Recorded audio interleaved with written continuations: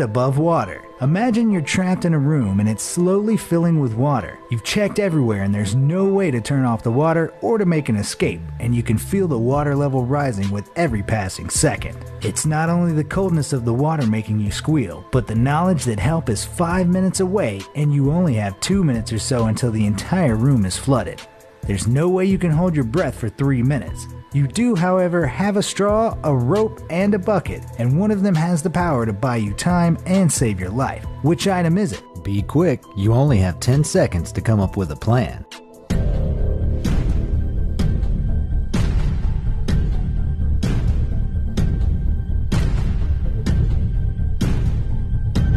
Now maybe you could use the straw like a snorkel, but that won't be helpful once the water reaches the ceiling. The rope would be useful in so many other life or death situations, but sorry, it's no good to you right now. It's actually the bucket that will buy you a little extra time until help arrives. Turn it upside down, put it over your head, and you'll have an air bubble that'll give you the extra minutes you need until help arrives. Number 9. A faulty parachute. Now you decide to do a group skydive to celebrate not drowning. Because why not? As you leap from the plane, you feel like you're truly flying and you're more alive than ever. Not for long though. Your bad luck continues and your parachute doesn't open. You're plummeting from the sky at an alarming rate. And as you spin out of control, you see the hard ground below rushing up at you. How are you going to get out of this predicament? Are you going to curl into a ball to protect your head and your internal organs from the impact? Will you put your faith in the reserve parachute? Or will you try and maneuver to another skydiver and cling on to them? Be quick. You only have 10 seconds until it's too late to save yourself.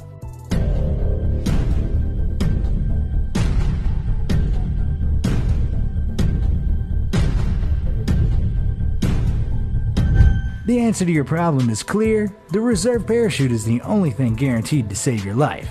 Curling up into a ball might minimize damage, but it also might not. And as for clinging to another skydiver, you'll get them killed too. Number 8. Paws of Death. Back on land, you're out for a stroll in the great outdoors. It's a beautiful sunny day and you're whistling as you walk. You're daydreaming about what you'll have for lunch once you get back to your campsite, so much so that you don't notice the huge brown bear standing a few meters in front of you. A wave of panic washes over you as the bear looks into your eyes and growls. What will you do to escape the paws of death? Should you stand your ground and try to scare it off? Maybe you can go the Dr. Dolittle route and befriend it. Should you run away as fast as you can, or should you drop to the ground and play dead? The bear is approaching. Make your decision.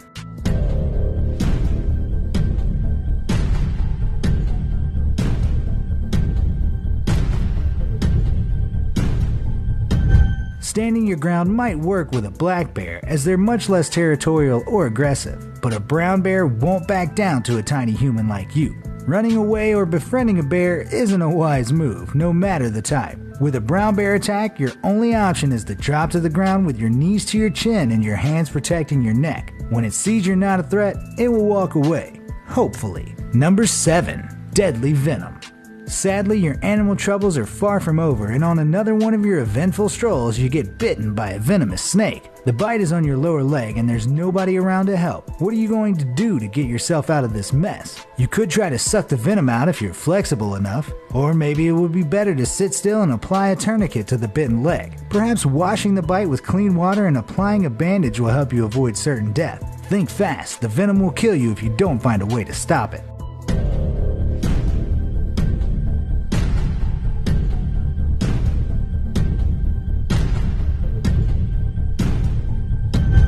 The first option might be tempting if you've been practicing yoga and are super bendy, but do you really want venom in your mouth when it could seep into your bloodstream from tiny cuts in your gums? I don't think so. Washing your wound is no good either. It won't stop the venom that's already inside you. Your only option is to sit still and keep calm to stop your blood pumping and to apply a tourniquet to block the venom from getting into the rest of your body. Number 6. Professor Evil's Puzzle. Animals aren't the only threat to your life, as you find out when you're captured by Professor Evil. Luckily, the professor's feeling generous and gives you one opportunity to get free. Don't mess it up. He gives you 3 doors to choose from. 2 lead to freedom, but the other leads to death, and you can only ask one yes or no question before making your choice. Professor Evil will answer the question honestly if you point to a freedom door, but might lie if you point to the death door. What's your question going to be? You better decide quickly. Professor Evil isn't known for his patience.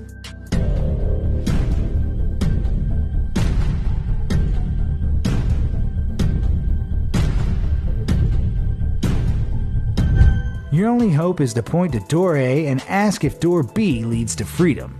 If he says yes, pick door B. And if the answer is no, choose door C. Don't get it? This drawing shows you how my solution works.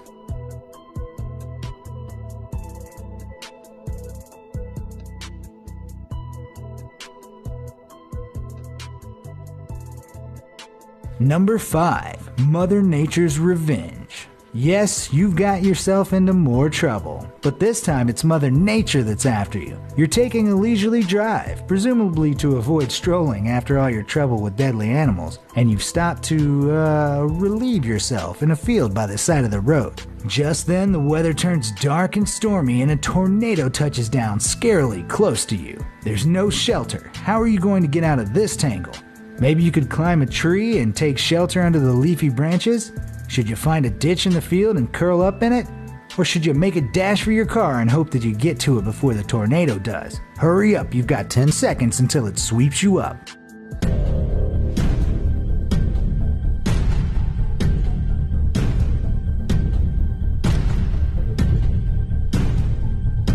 Climbing a tree wouldn't do you much good. How are you planning to hang on if the tornado hits it? Running for your car is too risky, and even if you make it, the tornado could still catch you and pick you up, vehicle and all. Your best option is to get into the ditch and make yourself as small as possible. If the tornado passes over you, it might not be able to lift you from your hiding place. Honestly though, it serves you right for relieving yourself outside in the first place. Number 4. Tunnels of Terror. It's a quiet weekend, so you've decided to go exploring in a local cave. Someone with as much bad luck as you really shouldn't be doing that, but off you go anyway. Surprise, surprise, the worst thing imaginable happens. There's a landslide and your exit is blocked. You manage to find 4 alternative tunnels, but conveniently they all have signs telling you which dangers lurk inside them. You're going to have to choose from tunnels containing molten lava that will burn you alive, another huge landslide that will bury you, poisonous gas that kills all animals, or thousands of deadly spiders. Which route will you choose? Make your decision. The cave could collapse any second now.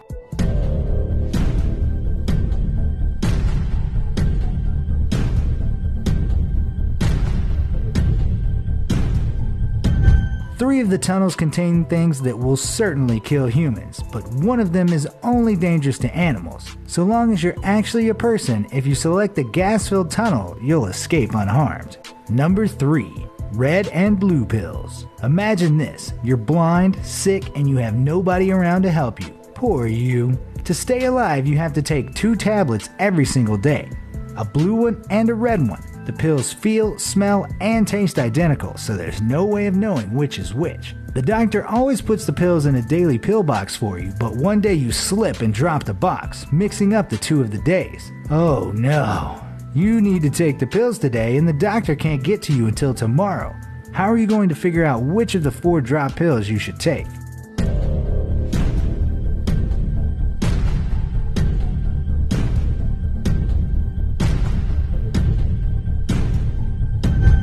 The only way to do it is to break all 4 pills into halves, then put half of each one into 2 separate piles. In the end, you'll have 2 piles containing 4 halves, which guarantees that you'll take the right dose. Number 2. Deadly Inferno. Oh no, you're trapped in another room, and this time it's on fire. How do you get yourself into these situations? The fire is blazing between you and the door, and there's no other way of escaping the inferno. Firefighters are on their way, but you'll need to figure out how to stay safe until they arrive. You consider your options. You could get on the ground and stay as low as possible, or you could stand on a chair to get close to the ceiling. You could take your clothes off to stay cool and possibly give the firefighters a fright, or you could hide under a desk. Which will you do? Quick, quick, the smoke is getting thicker by the minute.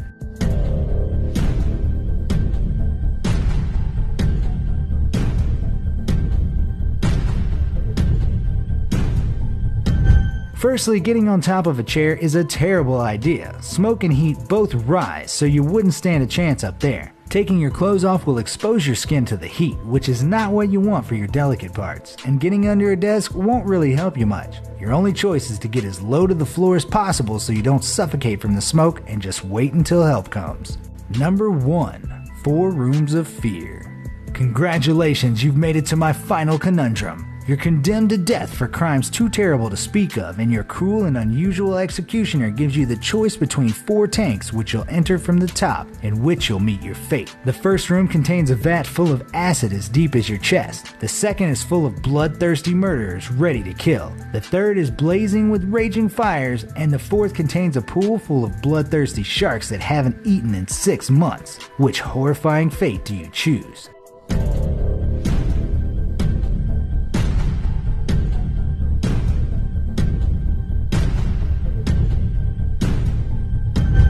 Every room sounds terrifying beyond belief, but if I was you, I'd go for the shark-infested waters. After all, if the sharks haven't eaten for 6 months, they'd all be dead and no danger to you.